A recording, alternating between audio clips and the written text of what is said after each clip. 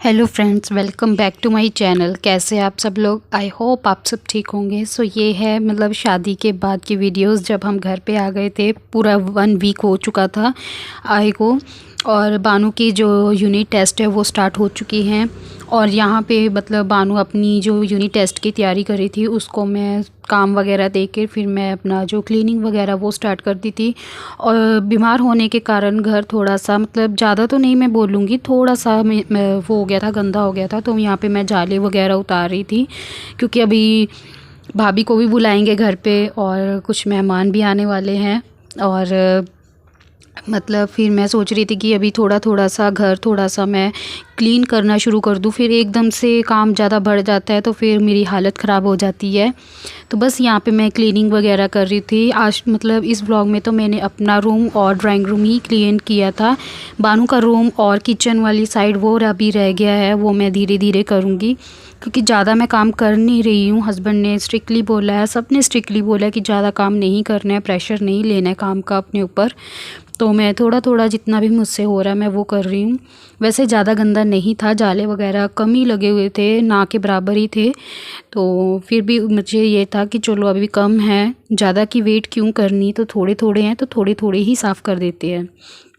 तो बस, और बस शादी से पहले मैं कुछ भी क्लीनिंग वगैरह मतलब कम ही करती थी, ज़्यादा नहीं करती थी, क्योंकि फिर एक तो बच्चे बीमार थे, फिर मैं बीमार हो गई तो ज़्यादा अच्छे से क्लीनिंग नहीं कर पाई थी। मेड मैंने रख ली थी, तो वो आते थे काम करके चले जाते थे, तो फिर जो डस्टिंग वगैरह होती है, जो अच्छे से क्लीनिंग होती है, वो नहीं हो रही थी घर की। तो फिर मैंने सोचा कि चलो क्यों ना थोड़ा थोड़ा करना भी स्टार्ट कर देते हैं। तो यहाँ पे मीहू मेरे साथ खेल रहा था, और जब भी मैं क्लीनिंग करती हूँ, वीडियो बनाती हूँ, तो ये महाशय अपनी वीडियो स्टार्ट कर देते हैं, पता नहीं क्या क्या कुछ बोलते रहते हैं, hello guys, hello guys, hello friends, मतलब मीहू बोलता रहता है वीडियो में। तो कभी कभार तो मैं आपको सुना देती हूँ, तो कभी कभार नहीं सुनाती हूँ। कभी होता है ना कि कभी कभार सुनाने के लायक नहीं होता। तो यहाँ पे भी कुछ ऐसा ही था, पता नहीं क्या बोल रहा था, मुझे खुद भी समझ नहीं आ रहा था, तो फिर मैंने म्यूट कर दिया। और यहाँ पे मैं अलमीरा के ऊपर से ऑर्गेनाइज़ कर दूँगी, क्लीनिंग वगैरह कर दूँगी। और साथ में मैंने मशीन भी लगाई हुई थी, कपड़े धो रही थी। और जो शादी के कपड़े थे वो मैंने ऑलरेडी धो लिए थे। बहुत ही ज़्यादा कपड़े थे, बहुत ही ज़्यादा, 1 हफ़्ता लगा मुझे उनको धोने में। मतलब थोड़े थोड़े करके धोए थे ना, क्योंकि फिर विंटर की शादी थी, तो स्वेटर वगैरह, जैकेट्स वगैरह बहुत से कपड़े हुए थे। तो मीहू सो गया है, दोनों बच्चों को मैंने नहला के सुला दिया था, और क्लीनिंग वगैरह भी हो गई है, देखिए। और इस रूम की अभी थोड़ी सी ऑर्गेनाइज़ करना बाकी है। तो यहाँ पे मैं सीधा आपको शाम में मिल रही हूँ, इवनिंग की पूजा कर रही थी। तो यहाँ पे मैं इवनिंग की जो भी पूजा है अपनी वो कर लूँगी। काफ़ी दिन के बाद मैंने पूजा की थी, क्योंकि इस दौरान पूजा कभी कभार होती थी और कभी नहीं होती थी। तो आज मैंने अच्छे से पूजा की। और यहाँ पे मैंने छोले हैं, जो वाइट चने हैं, वो बॉईल होने के लिए रख दिए हैं। और यहाँ पे ये पुदीना है, हस्बैंड लेके आए थे, उनको चटनी खानी थी, उनको चटनी बहुत पसंद है, बानू को भी बहुत पसंद है। तो यहाँ पे मैंने धनिया तोड़ लिया है, अभी मैं थोड़ी देर में पुदीना वगैरह भी तोड़ लूँगी। एक्चुअली ये धनिया और पुदीना दोनों ही थे, तो मैं चटनी की तैयारी कर रही थी। तो बस मैं चटनी वगैरह बना लूँगी, सारा जो भी मतलब सामान वगैरह निकाल लूँगी, जैसे प्याज, चिलीज़ वगैरह, हरी मिर्च वगैरह, गार्लिक मैंने छील लिया था पहले ही, अदरक वगैरह छील के रख लिया था। तो मैं साथ साथ में सब्ज़ी की तैयारी भी कर रही थी और चटनी की तैयारी भी कर रही थी। और फिर बीच में मतलब बानू का मन था कि उसको बेसन के पूड़े खाने हैं, तो फिर उसकी भी तैयारी कर रही थी। तो मैं काफ़ी मतलब किचन में मुझे काम था। और यहाँ पे बस मैं फटाफट से चटनी की तैयारी कर लूँगी, हरी मिर्च वगैरह तोड़ के रख लूँगी। तो सबसे पहले मैं यहाँ पे अपनी जो चटनी है वो बना के रख लूँगी। और वैसे भी मैं ये सब चीज़ें बना के रखती हूँ, क्योंकि सबको पसंद है। अभी जैसे विंटर है, विंटर में पराठे वगैरह बनते रहते हैं, ज़्यादातर मेथी और मूली के पराठे बनते हैं हमारे घर में।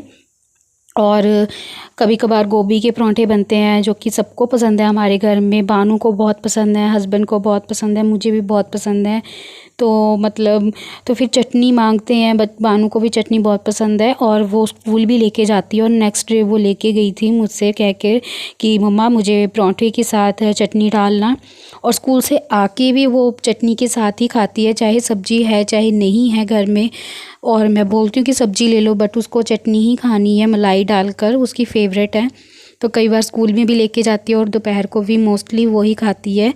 तो अच्छा लगता है। वैसे भी कुछ कोई मतलब ये कोई ख़राब करने वाली चीज़ तो है नहीं है, अच्छी बात है, बच्चे खाते हैं। तो यहाँ पे मेरी चटनी है वो बन चुकी है और इसमें मैं नमक और नींबू वगैरह डाल दूँगी। नींबू मैं इसलिए डालती हूँ, मैं टमाटर नहीं डालती हूँ चटनी में, नींबू डाल देती हूँ। इससे क्या होता है, चटनी की जो लाइफ़ है थोड़ी सी बढ़ जाती है, यानी कि चटनी जल्दी जल्दी ख़राब नहीं होती है, लंबे समय तक चलती है। बट हमारे यहाँ 1 वीक के मतलब ख़त्म हो जाती है। ये आप ये देख रहे हो ना, ये 1 हफ़्ते में ख़त्म हो चुकी थी। अभी मुझे दोबारा से फिर से बनानी है, तो जब भी बनाऊंगी तो फिर से आपके साथ शेयर करूंगी। तो बस यहाँ पे मैंने चटनी बना के रख दी थी और अभी मैं तैयारी कर रही हूँ बेसन के पूड़े की। तो मैं बेसन वगैरह छान लूँगी। बानू को मन था कि उसको बेसन के पूड़े खाने हैं, तो काफ़ी दिन के बाद बना रही थी मैं। और बस यहाँ पे मैंने बेसन वगैरह छान लिया है और ये सूजी है, इसको भी मैं छान लूँगी। थोड़ी सी मैं सूजी डाल लेती हूँ, इससे थोड़ा सा क्रिस्पीपन आ जाता है और काफ़ी अच्छे भी बनते हैं बेसन और सूजी के पराठे। और दोनों ही चीज़ें बच्चों के लिए हेल्थी है, तो बच्चों के लिए ऐसा हेल्थी खाना बनाते रहना चाहिए, उनको कुछ ना कुछ देते रहना चाहिए। तो मैं तो बनाती रहती हूँ कुछ ना कुछ उनके लिए, जैसे दलिया वगैरह हो गया, बेसन के पूड़े हो गया और सेवियाँ हो गया, और मतलब ऐसे कुछ ना कुछ फ्रेंच फ्राइज़ हो गए उनके लिए। आलू के फ्रेंच फ्राइज़ बना देती हूँ, आलू के पकोड़े निकाल देती हूँ कभी कभार उनके लिए। तो इससे क्या होता है, वो खाते रहते हैं। ऑमलेट वगैरह उनके लिए बनाती रहती हूँ, कुछ ना कुछ नया ट्राई करती रहती हूँ और उनको भी अच्छा लगता है। तो यहाँ पे मैं बेसन में सभी कुछ डालूँगी, मसाले वगैरह जो भी मैंने हल्के हल्के से डाल लिए हैं। और हस्बैंड भी आ गए थे और बस उनको भी मैंने बोल दिया था कि थोड़ा फ्रेश वगैरह हो जाओ, तब तक मैं बेसन के पूड़े बनाती हूँ। और बहुत ही ज़्यादा लाजवाब बने थे, बहुत ही ज़्यादा टेस्टी बने थे। बानू को बहुत पसंद है मेरे हाथ के बेसन के पूड़े। और यहाँ पे मैंने एक साइड चाय भी रख दी है बनाने के लिए। तो यहाँ पे मैं बेसन के पूड़े बना लूँगी। सबसे पहले बानू के लिए बनाऊँगी, सबसे पहले मैं कान्हा जी के लिए बनाऊँगी, उनको भोग लगेगा। और तभी मैंने इसमें प्याज वगैरह नहीं डाला, तो अदरवाइज़ इसमें टमाटर, प्याज, आप वेजिटेबल्स भी डाल सकते हो, बट मैं नहीं डाली क्योंकि फिर कान्हा जी को भोग लगेगा प्याज का। अदरवाइज़ मैं प्याज वगैरह भी डाल लेती हूँ, ग्रीन चिली डाल सकते हो, बट बच्चों ने खाने थे तो मैंने हरी मिर्च नहीं डाली। तो और फिर साथ में मैंने चटनी बना ही दी थी, तो फिर मैंने इसीलिए सिंपल से बनाए। तो सबसे पहले मैंने तवे पे थोड़ा सा ऑयल लगाया और फिर उसके बाद जो भी अपना बैटर है उसको डाला और थोड़ा सा इसको सीखने के बाद ही पलटेंगे। और वैसे तो मोस्टली ये सबको ही आते हैं बेसन के पूड़े बनाने, हर कोई बना लेता है। और बस यहाँ पे सबसे पहले बानू खड़ी थी और उसको बहुत ही ज़्यादा, वो कब से मांग रही थी और मैं उसको बोल रही थी कि पापा को आने दो फिर बनाते हैं, तब तक मैं तैयारी कर लेती हूँ। तो वो मुझसे थोड़ा सा नाराज़ भी हो गई थी कि आप क्यों नहीं बना रहे हो। तो बस वो सबसे पहले प्लेट लेके खड़ी हो रखी थी और उसने ना अपनी प्लेट में स्माइली बना रखी है। यहाँ पे ये देखिए, ये स्माइली बना रखी है सॉस के साथ। और बस यहाँ पे मतलब पूड़े वगैरह एंजॉय करने के बाद फिर मैंने डिनर वगैरह बनाया। और डिनर में बने थे वाइट चने, प्याज था और चटनी थी, फुलके थे। और बस डिनर वगैरह करने के बाद मेरा मन था कॉफ़ी पीने का, तो मैं यहाँ पे अपने लिए कॉफ़ी बना रही थी। तो मुझे देख के फिर हस्बैंड का भी मन कर गया कॉफ़ी पीने का, तो छोटी सा कप उनके लिए और ये मेरे लिए। बच्चों को दूध वगैरह मैंने दे दिया था। तो कैसा लगा ये मेरा छोटा सा व्लॉग, मुझे कमेंट करना। अच्छा लगा हो तो लाइक करना। मिलते हैं नेक्स्ट वीडियो में, तब तक के लिए बाय बाय, टेक केयर।